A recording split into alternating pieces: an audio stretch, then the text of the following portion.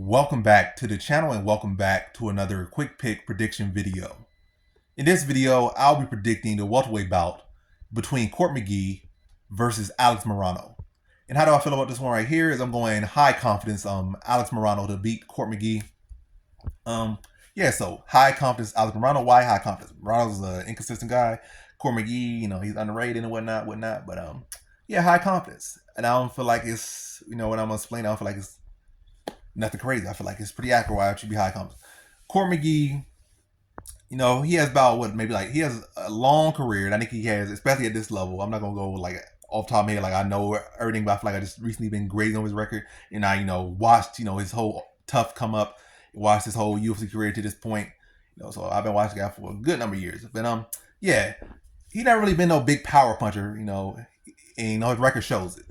I think he might got like maybe one or two TKO wins in his whole UFC career, and both of those are pretty long ago. So not a whole lot of drops, even less knockouts or whatever. So he's not a power puncher. He's not particularly a high work rate fighter. He has a pretty decent fight IQ. He's pretty decently well rounded. So it's not like he's not a guy you typically gonna run over, and particularly like striking. You're not gonna particularly run him over in grappling. You're pretty much typically going to outwork him. And Morano could do that. He's younger. I know somebody saying, they're similar. Nah. Morano has been around a good minute, but not nearly as long as Court McGee. Not nearly as old as Court McGee. I think Court McGee's like 38 and Morano's like 32, 33. So it's a big difference. It might not feel no big difference to you. You're like 21 years old. Like, they're both old. But, 33 is like still kind of sitting in your MMA prime, like kind of sitting towards the middle end of your MMA prime. And 38, like, in Court McGee, that's like, your past your prime, you're like 3 years past your prime. So that's a big difference. Like, you got probably 2 more years of prime. That guy's like 3 years removed for your prime, 4 years. And also on top of that, Court McGee, and he was a tough, durable guy for a long time. Now he's riding a 2-fight losing streak, and they're both by knockout. And I think they're both like first round or something. So, I think he's struggling a bit. And really, what Morano comes in this one, Morano, he brings that intensity, he brings that pace. And Morano's a black belt in BJ himself.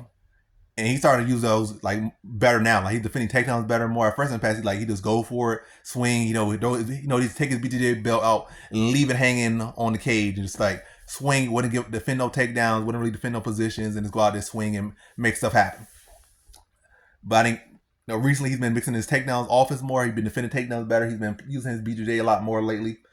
And and that's why I just feel like the knockout threat isn't there nearly as much, especially if you get up in age. That knockout really stops coming for you, as an older fighter, unless you just, a guy that's what you do. So if you weren't really a knockout artist before, even in your youth and prime, it's not going to come to you typically later. And even if you kind of like the kind of 50-50 type of guy, and it kind of really just don't beat her at all in your 40s, the same. But I'm all over the place with this one. But the point is, I feel like Ronald has more options. And he's fighting like Court McGee, in the worst spot he's ever been in.